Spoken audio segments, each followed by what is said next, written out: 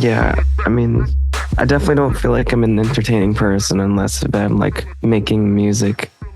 So, yeah. I mean, it's a weird thing. I don't know. That's maybe an interesting way to even start the conversation, because I relate to that. And I think a lot of musicians relate to that.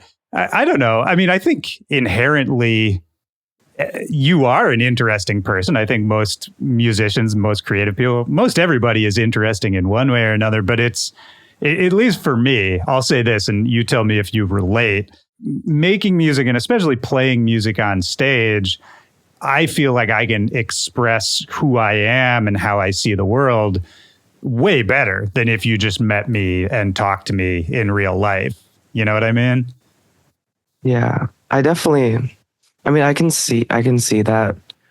Like, I feel like I can communicate better with the music that I make rather than with my own words, you know? When did you first notice that? It's sort of a broad question, but I feel like for a lot of people who feel the way that I think you and I both do to some extent here, there is kind of that moment, usually when you're younger, when either you make something that people like, or maybe you have some kind of early performing experience that feels just validating in a way that maybe the rest of the world didn't feel yet. Well, I always was like multi-genre music producer, but only like until recently did I start like embracing like my actual emotions, like, cause like I was kind of scared of what people would think, I guess. And like, it also felt like a lot of the people who listened to my music at the time didn't want to hear that kind of music, you know? Like, yeah. I would try and branch out and people would be like, why are you doing that? Like, stick to this, you know? I don't even know if we're talking about the original topic anymore. It doesn't even matter. That's the beauty of this. A lot of it was like getting over the threshold of like, well, maybe I shouldn't care too much. Like, it's my own project. Like, many people direct their projects in like their own ways. And I think I was kind of tired of like let's like constantly make things that people would want to hear. And I kind of just wanted to be selfless now, I guess. Well, it seems like from the reaction from the album and all that, I mean, it seems like that has been validated many times over. I mean, I've seen... Yeah, I'm quite surprised. I mean, how does it feel? It's got to feel nice, but yeah, I would imagine if you were sort of unsure of it, putting it out, the surprise element must make it an interesting moment too. I'm kind of surprised because a lot of things on that album were like... If you like knew my music from 2019 and you haven't listened to me since, it's probably the craziest curveball you've ever received. It probably doesn't even sound like the person who made those songs back then, aside from like maybe people who know about my music. Like, I have like a ton of side accounts on SoundCloud that like, some of them it's obvious it's me, like I put my name, but then some of them, I don't know how people find them, but they know it's me. And a lot of people have been aware of those. So I don't know. It's interesting because a lot of that album was combining everything into like one package. It took a long time because I didn't really know how to do it, but I knew I wanted to do that, but I didn't know how to do it. So like track 9, the 4-minute long ambient like noise thing, like I have a harsh noise project that I have just on the side. I don't tell anyone about it. It's like my love for like noise and ambient music. Just why not 4 minutes of it at the end of a track for no reason? But it did have a reason, but I don't know. I'm glad people aren't like too hurt about it, because I've seen people who are like, this is dragging on way too long, and then some other people have been like, this is the best Syzy song I've ever heard. And it's just, I don't know. I love the mixed reactions, and yeah, I don't know. It's interesting. For me, I'll tell you my reaction. I'm curious your thoughts on that too, because for me, of course, I can hear what you're talking about of trying to put all of these different influences together, all of these different sounds that you love in one piece. But what I really love about it sort of overall is I think what it turns into for me is like this amazing collection of really cathartic moments. Like in each song, for me, there's, maybe 5, maybe 10 different really affecting moments that are all sort of distinct pieces, right? Almost in the way that like a classical piece of music has like different movements, but they're all woven together so well and like aesthetically cohesive that it doesn't make it feel sort of overwhelmingly chaotic. I don't know if that makes sense to you or if that connects for you, but for me, it's like, that's what I was sort of amazed by more than anything else. There was a lot I loved about it, but it was like all these really affecting moments. Each one you can tell crafted with care. There's little details in each of these little moments, but then you string enough of them together to form this cohesive song. And yeah, I don't know. It's almost like it's like collaging in a way I've never really heard for this kind of music before. It's really interesting. Yeah. I mean, this whole album was like, I made a playlist, like a Spotify playlist of my like influences. It's like on some of the songs you can literally hear like moments where I was like, I want something like this. And it's all music that's not dubstep.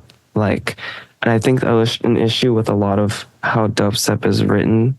It's all just like an echo chamber, how like dubstep is inspired by dubstep. It makes sense. And like, there can be good songs out of that, but ultimately, like for my own music, I was like, I'm kind of tired of it being like a sound design fest, like a sound who can make the best sound, and more of like, I just want to write like good music. Like, I don't know. I'm tired of like randomly making a good song, like I want to put effort into it now. And that's essentially like what it was, is like putting all of like my favorite songs into like a song pretty much. I don't know. I'm actually really surprised that I was able to do it the way I did. But I don't know.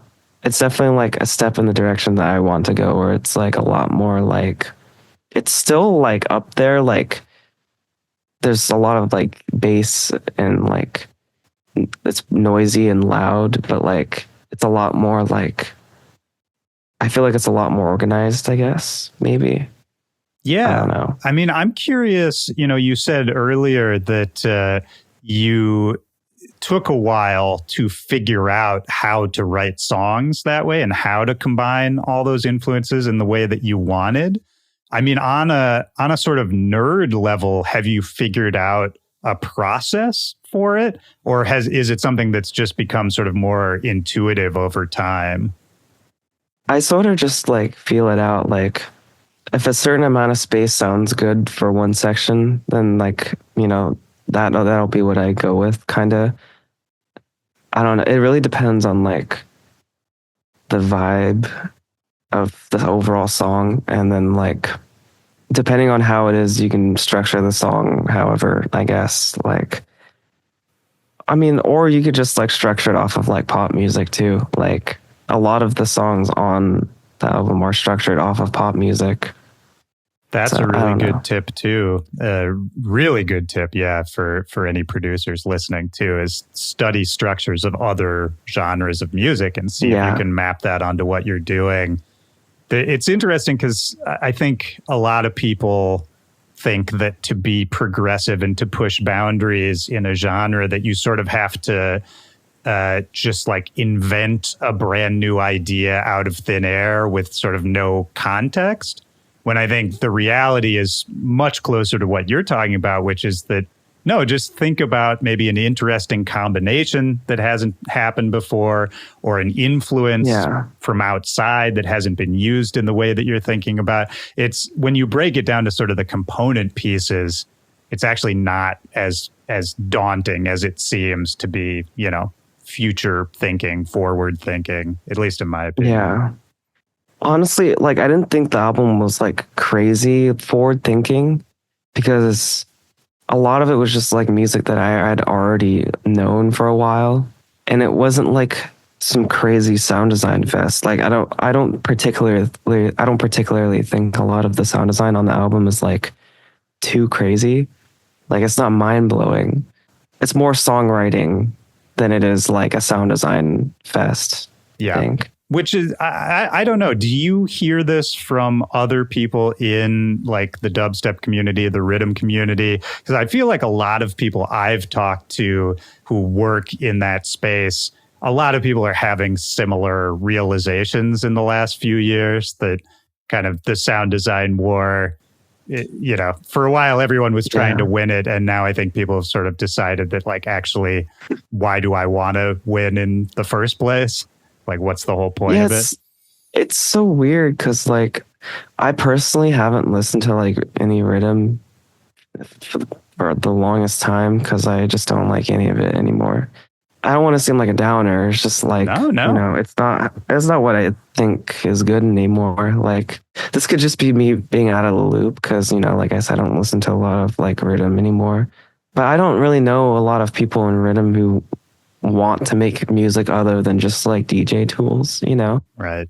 And I mean, I was there. I mean, it's even on my discography. Like, I wrote music like that. And even though, like, for the longest time, I wrote full length songs where it wasn't like that structure, I was like, I know I'm capable of doing more and I want to do more. You know, I'm not like too big on like following trends. Like, there's like Square 4 is like really big today. I think that's what it's called. I don't like a lot of people make like Square 4 music now. What is like that? Is that like a subgenre of rhythm? It's like a wavetable and Maelstrom for a reason. It's like a wavetable. Okay. Yeah, it's pretty heavy and like a lot of older like rhythm. But it's like I like a lot of those older rhythm tunes a lot still to this day. But nowadays I feel like it's become unrecognizable. Like I can't even recognize it. It's so like oversaturated and it's so trendy that like even like some of the biggest artists are doing Square 4, which you would have never thought ever like back then. Right. Yeah, it's a funny thing. I think in general, I think this is sort of true for a lot of different scenes where when a new scene pops up, there's all this energy and there's kind of this like petri dish effect where everybody is just like evolving the sound so quickly. And it is very insular. And I think that's kind of a cool thing at the start. But then I think what you're talking about is sort of once that scene gets bigger, goes overground a little bit, then unless you have some outside influences, it does start kind of getting incestuous, like all the rare minerals have been mined out of the mountain already, you know? And it's kind of, it's a weird thing that way, because there is something beautiful about like sort of a pure sound that, you know, if there is a rhythm DJ out there that just loves the idea of rhythm and loves making tools and chopping and, you know, these little like loopy things, I have no problem with that. But then, I think if you do it long enough, kind of like you're talking about, I feel like the majority of people will eventually kind of just want to grow, want to do more. Yeah. Because I thought about that too. Like, I feel like I could easily make a song that people want to hear. Like, it's really easy. And there are people's discographies that like, it's like the same song over and over again, but people like don't care, you know, like they eat it up. I couldn't do that. You couldn't pay me enough money to like make the same song over and over again, even if I know it would do well. Like I've had people talk, like I've told people like pre-album what my plan was, and they like look at me crazy, like, you could just do that, you know, you're putting too much effort into it. I'm like, I don't know, it's not for me anymore. Like that kind of music and style of career. I guess. Even though if I am shooting myself in the foot, like I don't know, I can't treat music like a money making machine. It would make me go crazy because it's like all I got. You know, it's the only thing I really know how to do. Oh, So absolutely. Yeah. I mean, that's a great perspective to have. And I will say, I think I sort of touched on this earlier too, but by following your creative muse, your heart, by doing, what you found most fun or most interesting, it seems like the payoff has been huge even without trying to get a payoff. You know what I mean? Like, yeah, the thing that really clued me into the reaction that you were getting was when you got that Pitchfork review, that like very positive Pitchfork review. And yeah, for you, I don't know, because I think I'm a bit older than you, but for me, like at least there was a time when Pitchfork was really, they were like the cultural arbiter, and they very rarely would touch something like, a dubstep album or whatever yeah, you want to call what you're working in now. And so when I saw that, I was like, oh man, that is very indicative that this is crossing over, yeah. hitting a lot of different boundaries. I mean, that was wild for me to see. Yeah, I was surprised by that. Like a lot of my friends have had Pitchfork articles made, and I was like, "Oh, what if like I could join them?" Like it's like a really low chance that anybody from Pitchfork would see it. I don't know. And then my manager was like, DM'd me like, "You got it," and I was like, "No way, that's so crazy." I don't know. And the review they gave was pretty good too. Like especially some of the reviews they've been given like some of the other albums that came out this year. I was like 7.2. That's really not bad considering how many sixes they're handing out right now. Yeah. I don't know. This is getting into like Pitchfork critique now, but to me, Pitchfork, I think, has always prided themselves on being, pretty arty, pretty like high-minded. And I think Yeah. for music like yours, which is, I think very artistic and high-minded in some ways, but then also you have, some heavy like bass music drops in there as well. And for them to kind of understand and embrace that side of it too, that's super rare. Usually I feel like they wouldn't even write about that scene in general, Yeah. I had a lot of people tell me like, well, obviously the album starts out very heavy. Like the first 3 tracks are like just straight like bass for the most part.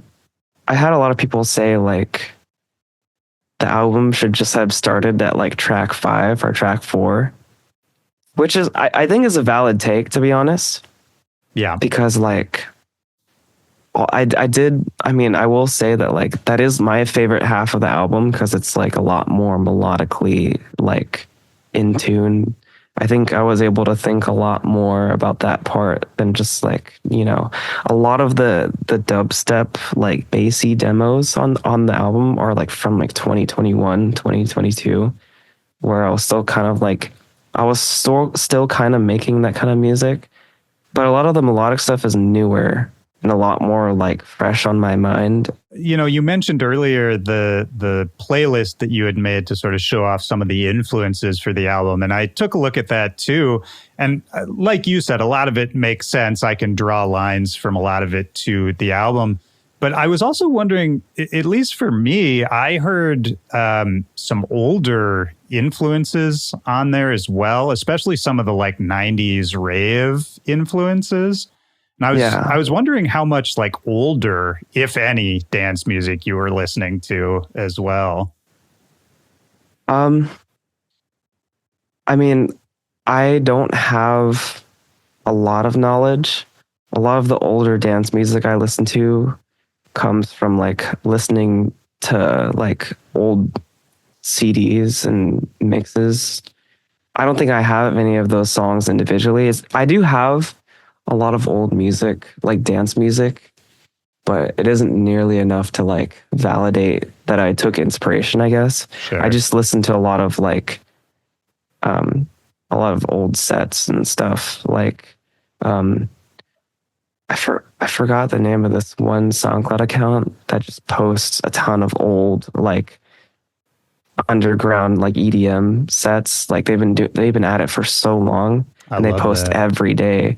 And I listen to a lot of those because it's like super awesome music, like stuff that I never thought like would influence me that much. Right. It's really nice. Yeah.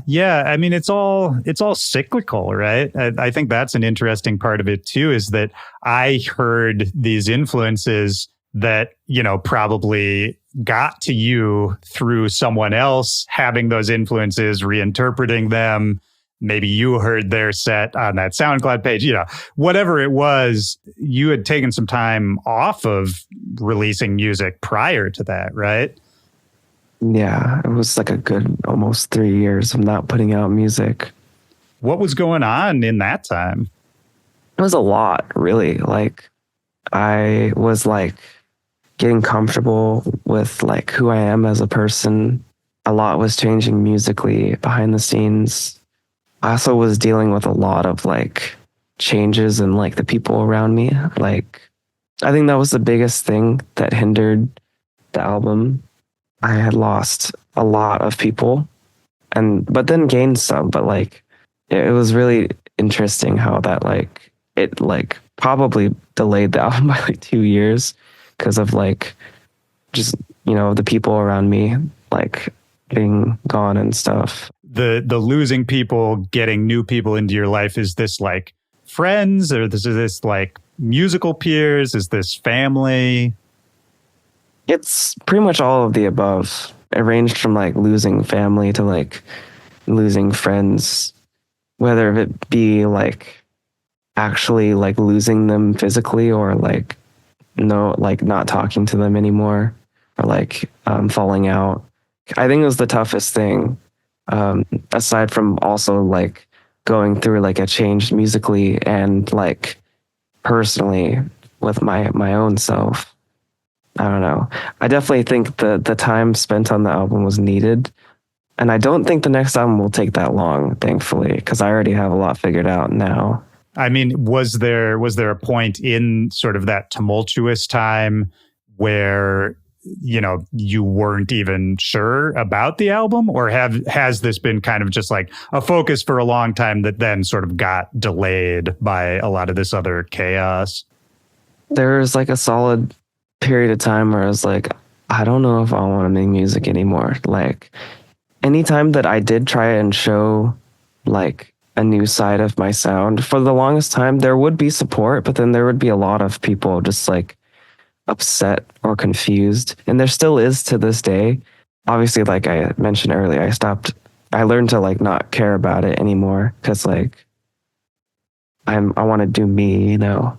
Yeah, learning to not pay attention so much. And I think too, I don't know if you agree with this, but I think there's that level of awareness too, that those people who get mad because you're not making the same thing, or, you know, whatever it is, whatever their issue is, it often stems from the fact that when you first intersected with their life, whatever song they heard, they had such a positive reaction to it too, you know? And so to me, it's like the people who are commenting negative stuff, it's almost all projection. It almost never has anything to do with actual art. They become aware of you. They like you for something. And then later on, you know, who knows what's going on with them, but like they still feel connected to you. It's kind of a weird, I don't know, the listener creator relationship is sort of always fraught like that. I don't know that anyone ever fully figures it out. Yeah, it's definitely interesting. People can be real mean about it too. Like I've been like told some nasty stuff because I don't, like, for the one time that I don't make something that they want, like I've been called terrible things over it, and it's like, it's really that serious? Like, especially the music that I was making, like there are hundreds of other artists that could fill that spot immediately. Yeah, but people can be really, really, really mean. And I've seen like my friends have to deal with it too. Like, it's just crazy. Like, it's crazy that people are that passionate about music, is that they're willing to go to an artist who's trying to be vulnerable and be like, you can't do that. I'll call you this and this and this until you do give me what I want. Like, Yeah. that's crazy to me. Oh, it is crazy. And again, I think those people, if you really broke them down, they wouldn't even have a goal in mind. You know, it's like they're just, like they're just projecting whatever they're mad about onto you. And it's easy to harass people on the internet and, you know, all of that kind of thing. I don't know. I mean, I'm curious too, like, where did all this start for you as far as the interest in music? Like, were you always musical? Were you always interested in music? Like even when you were a kid? Yeah, like our family always had one of those like really cheap Yamaha pianos growing up. I'm not sure where, but I always had like an attraction to it. And my father had a guitar. Those were the two things that I was like kind of attached to growing up. I also just was always like around music, kind of. It like only kind of like skyrocketed when like I was able to get like my own device, or like I was able to go on like the computer, like my mom's computer, and look at music, because I'd always be like wanting to listen to music. I was influenced a lot at the time by like 2012, like 2011 Monster Cat. Like I grew up, like the EDM that I grew up listening to was like really old Monster Cat. Like I was obsessed over it. Like, like to an insane amount. And I think I just wanted to make EDM like that. And I had GarageBand. There was GarageBand on like my mom's computer at like a really young age. I just started making really bad music. How old do you think approximately? I had to be at least 9 or 10.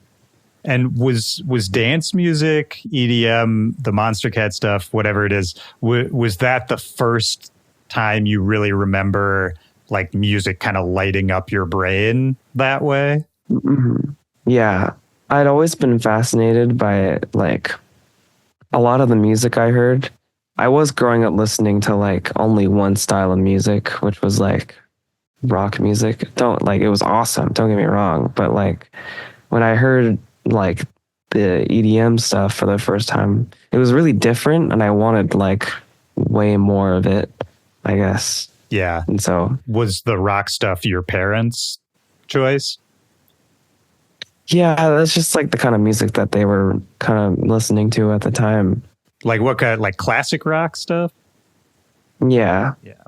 And my dad's from the South, so he played a lot of country music. Sure. So, which is interesting. I mean, going back to something we were talking about at the very beginning, you know, some of the best songwriting in terms of structure, you're going to find it in classic rock. You're going to find it in country. Yeah. I wonder, I'm always curious, like how far back this stuff goes, but I wonder if even something from that sort of imprinted on you in a weird subconscious way. You know what I mean? Yeah. I mean, I always think about that.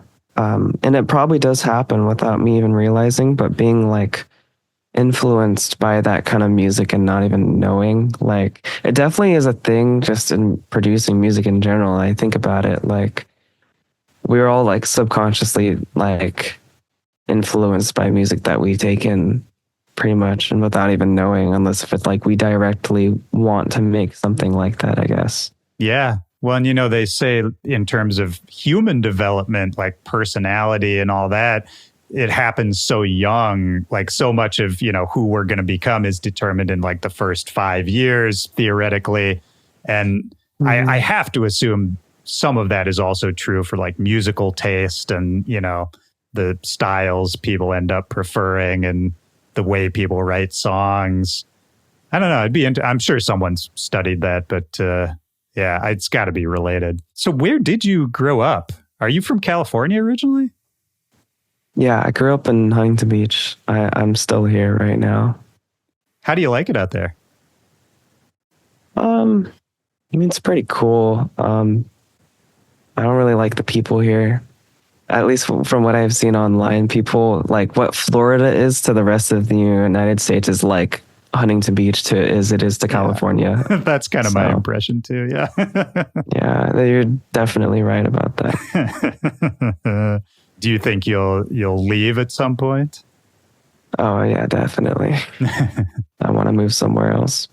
I don't know where yet though, but do you have any contenders? It's either Chicago or Denver, mainly just because the amount of friends and support there is there. Have you spent much time out there? Either of them? Denver, yes, but Chicago, no, because I'm always in Waukegan rather than actually just in Chicago. I do want to be in Chicago a lot more, though. I think it would be really nice. I probably should just fly out there someday and just, why not? Stay out there for like a week or something. Yeah, if you got some friends out there, stay with them, explore the city a little bit. And the music thing, like, so you're growing up in Huntington Beach and you're becoming obsessed with music, making music, wanting to, dive into that whole realm pretty early on.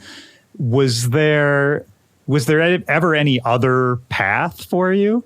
Probably something in cinematography or photography, because I'd always liked cameras, and I was even in a film class for a little bit, but they were very kind to people who did like sound stuff in that film class. So I couldn't really do what I wanted to do.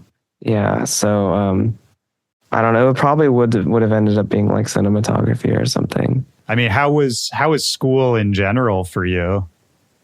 I don't know. It seemed school was pretty much for me just like a try to fit in as best as you can simulator. In reality, you don't really have many friends simulator. I went home and I was able to actually be who I wanted to be, kind of deal. It's weird because there's still people who I've seen it. Like there are people who I knew from school who somehow knew about what I do, and they know it's me, and it's a little weird because like I kind of just like to pretend like my school years didn't exist. Kind of like I was just there because I was forced to be there. And now that it's all over, I just pretend like I don't know anybody from there, or it just never happened. I don't know. It definitely was like a very depressing time because I was just trying to fit in with everybody else, and I couldn't truly be who I wanted to be. There would have been a lot more bullying that I would have had to deal with. That would be the case for sure. Yeah. I mean, did you, again, as much as you want to or feel comfortable talking about this, like coming into the music scene, was there any echo of that as well? Because it's interesting with dance music that is ostensibly supposed to be, the most open, accepting, open-minded, whatever community. And then, I don't know, I've had, let's say, varied experiences over the years with that actually being the case. It definitely has like an asterisk to it. Like, I think a lot of EDM is very cliquey. I think for a good reason, because there's like history of like, just complete scumbags. Like I can understand being like kind of terrified to bring around the wrong people. Like that's how I am. My circle is really small because I just can't trust anybody like I used to, within music circles, there's like a weird, like, I feel like there's two standards. It's like, there's a lot of, like, if you're not making, or if you're not helping or making the music that the other people would want to hear, then they just don't really care about you. Yeah. Kind of deal. Like, very rarely do you meet somebody who wants to talk on like a friendship level. At least in my experience. Oh no, I think you're completely right with that. And it's usually, and I'll say this too, I understand why it happens, but oftentimes the relationships are sort of, it's like a hybrid business friend relationship where people aren't really interested in having one unless you can also sort of affect their business somehow.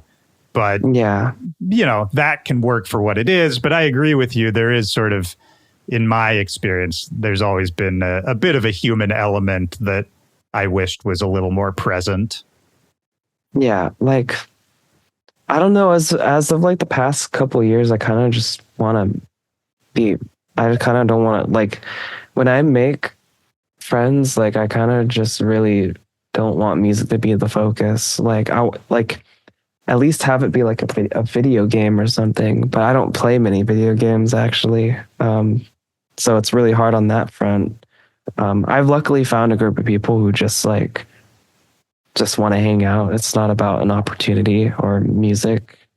It's very nice because like everyone's kind of on the same page about that. Yeah. Yeah, no. It's very rare to find people like that. It is, absolutely. I'm right there with you. I mean, yeah, when I get together with other music producers, it's such a bummer for me, at least, when someone, goes like, "Oh, so what are you working on?" Like that's the last thing I would ever. Yeah, exactly. Like I don't want to talk about myself or my music. Like let's hear about something else other than music or something related to music. At least. I don't know though. Yeah, no, I know exactly what you mean. It's tough. It's tough. Was it the sort of thing when you first got into the scene in general? Which, by the way, maybe we should also sort of tell the story of how that happened. Were you posting stuff online just very early on? I was always posting music, but I was also always changing my name. I believe some of the first ever music I've ever posted is still on a YouTube account that I have control of, but I think it's funny that it's still up. It's really funny, but I've always been posting music and stuff. It does date back pretty far. Was anyone else posting it at the time? Like, did you have any, it sounds like maybe not an IRL community, but were you able to find like an online community of like-minded people making similar stuff or excited about the same kind of music early on? Yeah, most definitely. Like, I used to be a brony back then. This is like some true internet shit, but like, I had internet access at a pretty early age.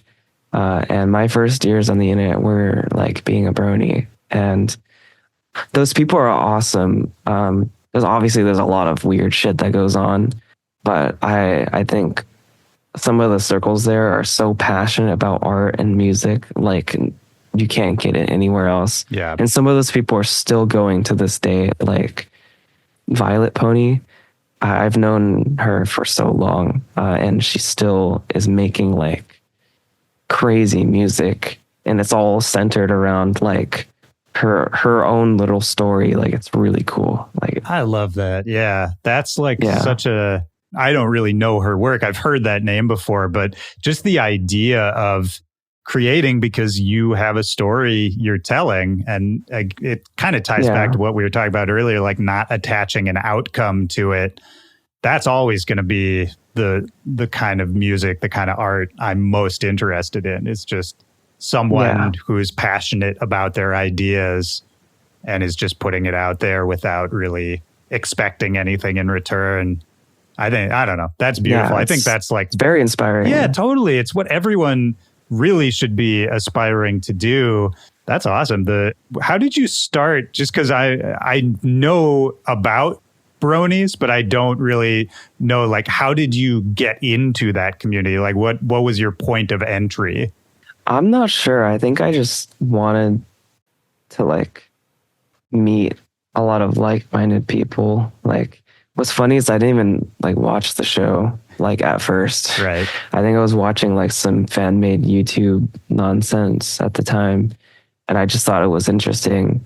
I like kind of got over the there's no way I'm into this threshold pretty quickly, because I was like, I should just like stop being a pussy. Like I don't have any friends whatsoever.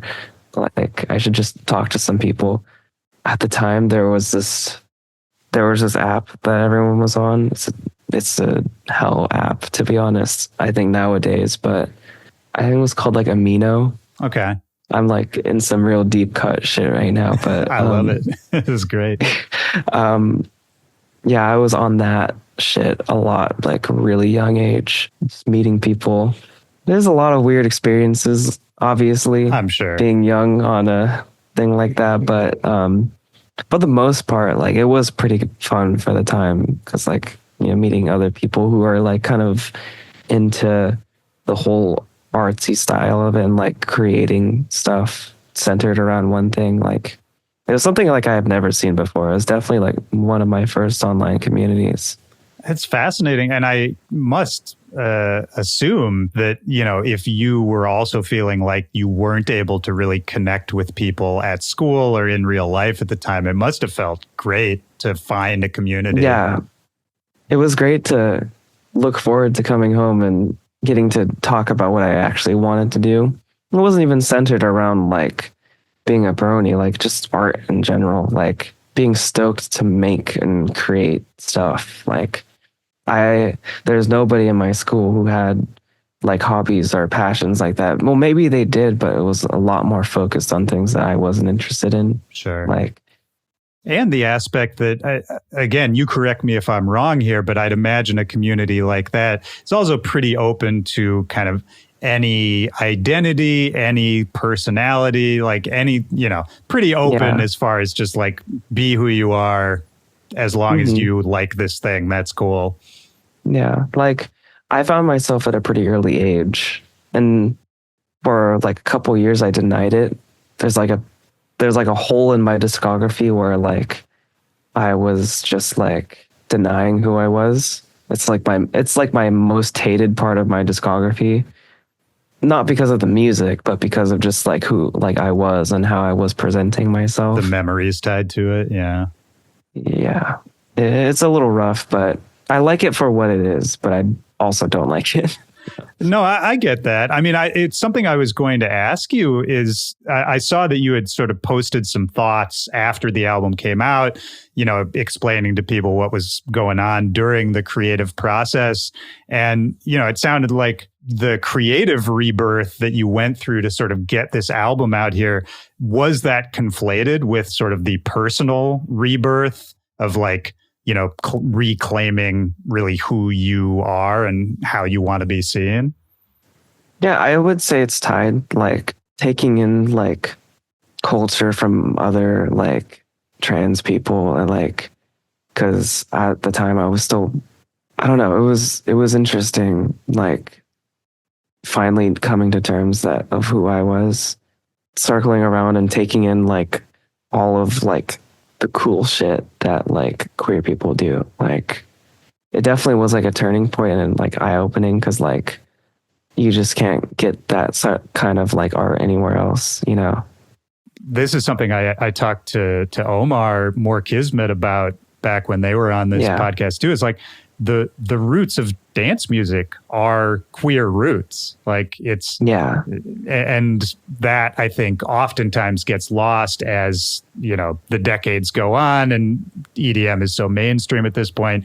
Then obviously not everyone knows the whole history. They don't have to, that's okay. But like, I don't know, this is maybe getting like a little spiritual, a little woo woo, but like, I feel like those roots, like it is still there, and you can always kind of, if you're looking for it, if you're trying to open up to it, like you can always connect back to it.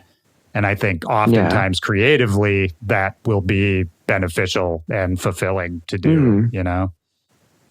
Yeah, definitely. This is a random, broad question. I don't even really know what I'm asking here, but like the act of creating music, is it expression? Is it a spiritual thing? Is it a way of understanding the world? Like, what do you get out of it primarily? It's just, I think it's a lot of expression, because one thing about me is that I can never be forced to make a certain kind of music. Like, if I'm feeling like making something, I'll make it. I can't just sit down and be like, I have to do this because I have a deadline. Like, I've literally like extended deadlines because like I don't want to make it, you know? Yeah. And that probably makes me sound like super rotten and spoiled.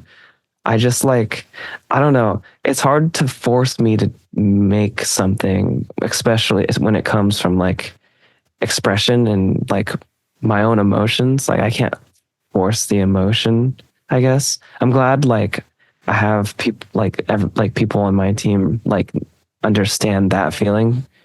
Cause like I definitely don't know how I'd survive with a a nagging manager who's just like, you need to do everything right now. Like my manager understands because he was there at some point. So it's really nice. Yeah, that's great. I mean, maybe that's a good way also to talk about, how you ended up where you are now with, generally people you like around you, working with the people you want to be working with. What was like one or a few of the first times like some larger entity noticed you, or you could tell that like something was really picking up some buzz?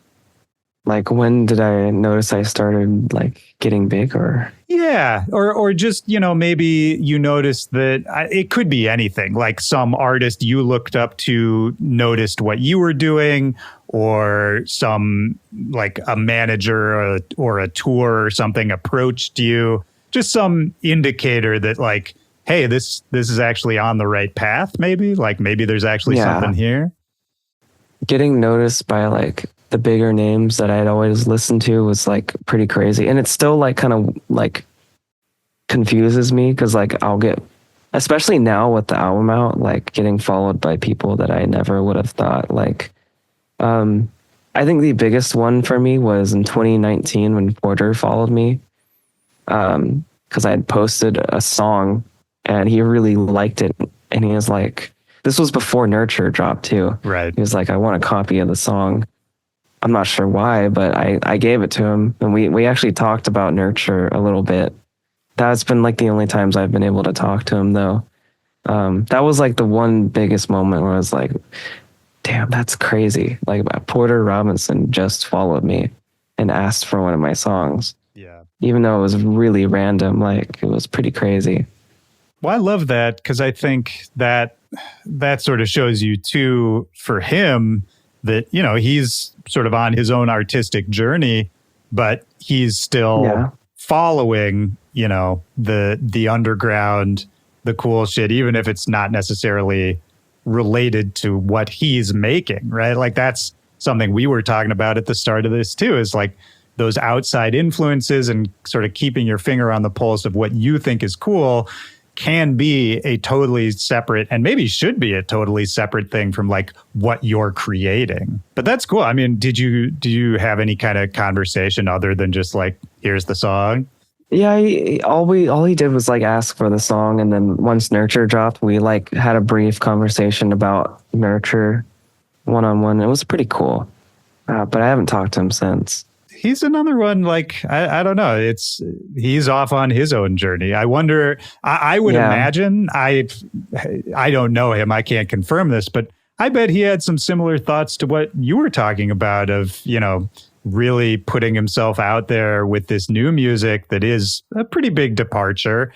Like, what are people going to think? Is this going to end my career? I think every artist, big or small, like the size kind of doesn't matter. Like the feelings are still the same.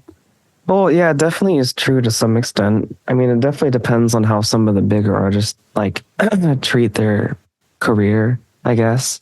It definitely could be like a larger artist who just kind of lives for like the lifestyle of being a bigger artist and kind of just was like pay people to like make his music and stuff. And then there's like other bigger artists that like genuinely will stick by being themselves, even though, they're definitely still really successful, but they still don't care about the public perception. They'll just stick to like what they want to do, which is kind of inspiring for me, like, and how I like see myself. Like, that's just what I'm going to do from now on, is just do what I want to do. I love that. I mean, I think that's such a confident choice, which I think is another thing that people are naturally attracted to, is you can tell when someone is just doing what they want to do.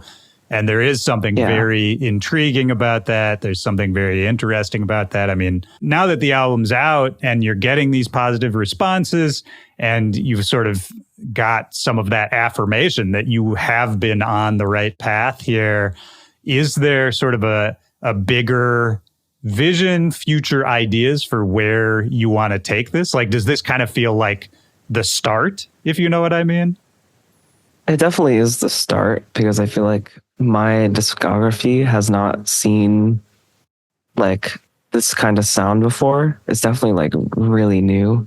It's definitely something I want to like build on. Like I want to maintain like still like kind of like hype bassy stuff while also keeping in touch with like the melodic stuff as well. It's definitely not bound by genre. How is touring affected your creative process, if at all? Because I think as you've started playing more shows and bigger shows and festivals and all that, at least for me, when I first went through that process, it kind of gave me some perspective on the music I was making or the music I was playing. That it's something you can kind of only understand when you directly see a crowd react to it in real time. It definitely depends on who like I'm touring with. Like I haven't gotten a perspective to tour with somebody who wasn't just solely dubstep related, but on that Eptic tour, I think that's like super. It was like been the most inspired I've ever been because like he has like his whole stage set up and like he does like. At the time, I think at the time he was still doing all of his own visuals. And like obviously his music, I've been a fan since like 2011. Like, I don't know. And he's always kind of held that same quality, if not like it's gone even crazier since then. He's just like such a forward thinking artist and always has been. He carved his own sound that nobody else can recreate, even if they tried. Like, especially visually too. Now that like he's really honing in on doing all of his own visual stuff, it's insane. Like, it definitely makes me feel a type of way that I can't get anywhere else. Especially on that tour, it was super cool. That's awesome. Yeah, I love him. He's been on here a few times, and what's interesting about that too is I think he would tell you, and maybe he did. That it's like he's now, I think, really starting to see the payoff of that focus and that dedication to really honing it. But it took him a long time, and I know there was a lot of frustration along the years that people weren't grasping the concept as fast as maybe he would have wanted, or that there wasn't the support that he would have wanted for the vision. But it is one of those things. It's you have to show people to make them understand.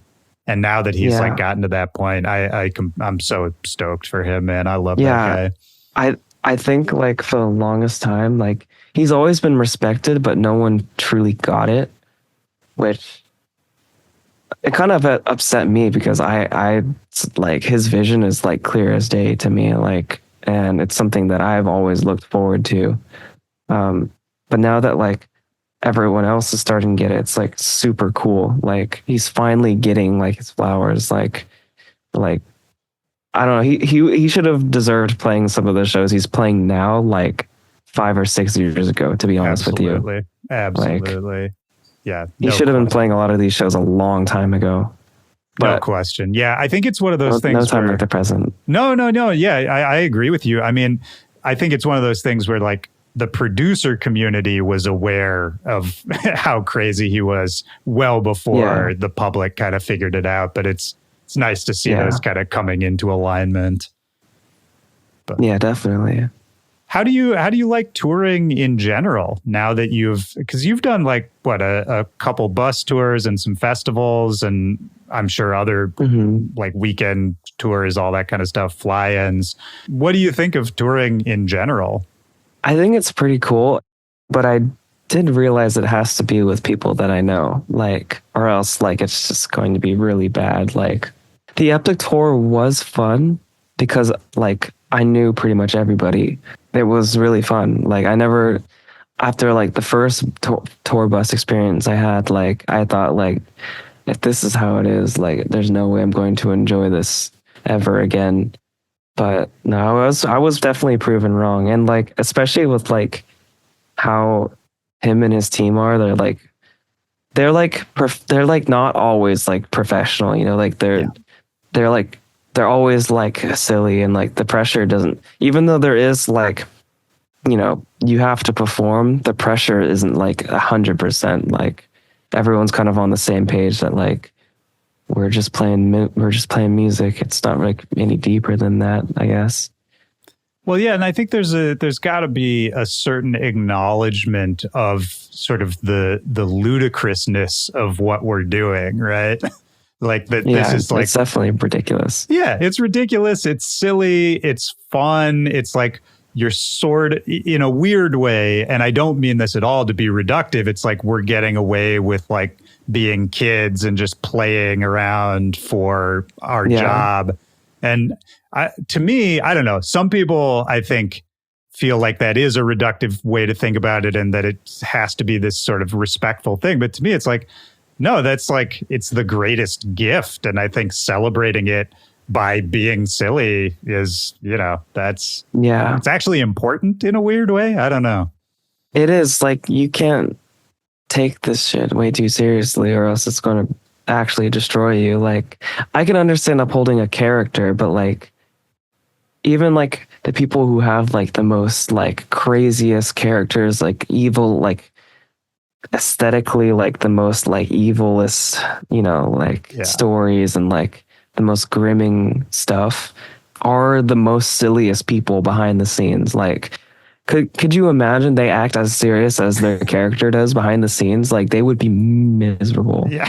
But like, I think a good example is Danny from Sudden Death. I was just thinking about Danny. Yeah, he is truly like probably one of the funniest people, and he probably doesn't even mean it. Like, he's just super nice. He's like always, I don't know. He's super selfless and always really awesome, and very much not serious until like it comes time to it when it's like needed. And that's kind of why I feel like, he's as successful as he is because he knows how to balance the two, I guess, after so long.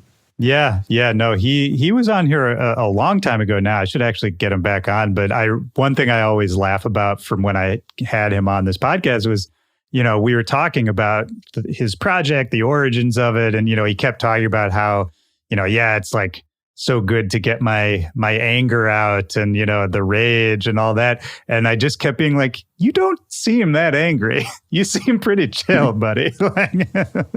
He is definitely pretty chill. Yeah. I mean, there are some things I definitely probably think he gets mad about, but he just put it all into the music pretty much.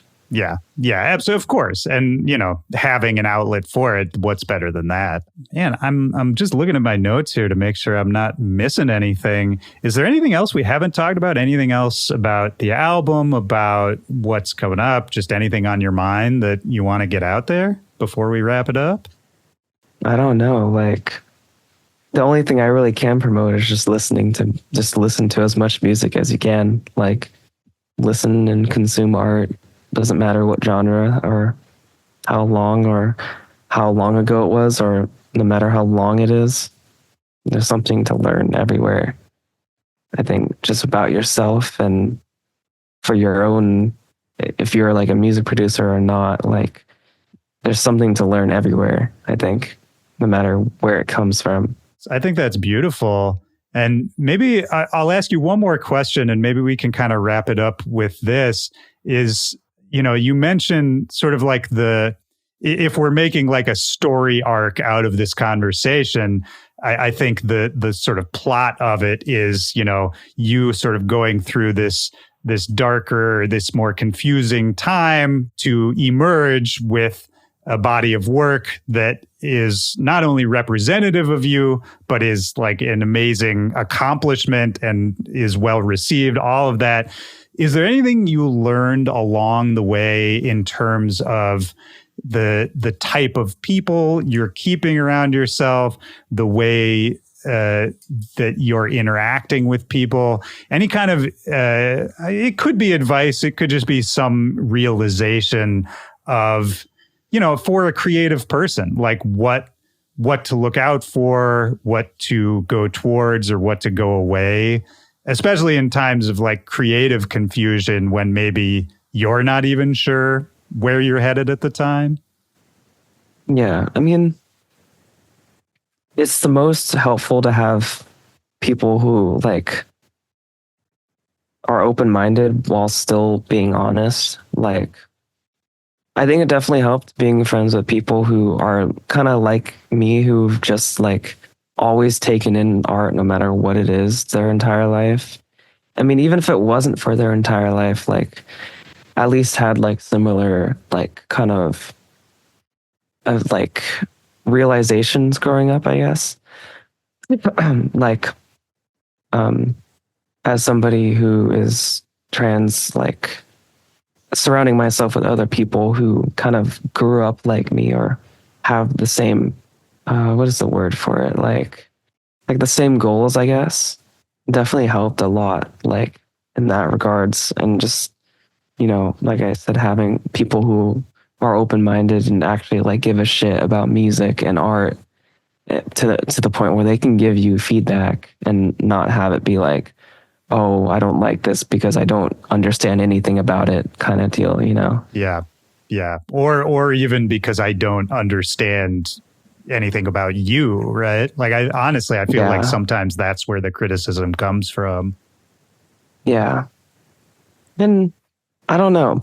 I think a lot of the world would be better off if they took time to understand things and instead of just criticizing things that they don't know. And this is like everybody. It can't just be, it's not just trapped in music. Like, it's just like the world as a whole.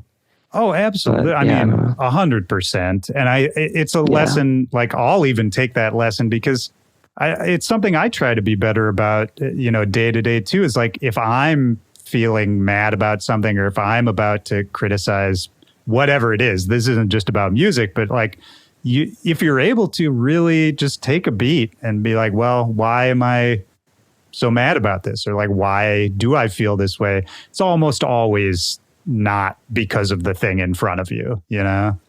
Yeah. And That's yeah, definitely true. yeah, if we could all take that beat, that'd be helpful. Yeah, most definitely. I love the album. I hope you had a good time and keep Yeah. Thank pushing. you for having me. Absolutely. Absolutely. And have a great rest of your day. I'll talk to you later. All right. Bye bye. Okay. Bye bye.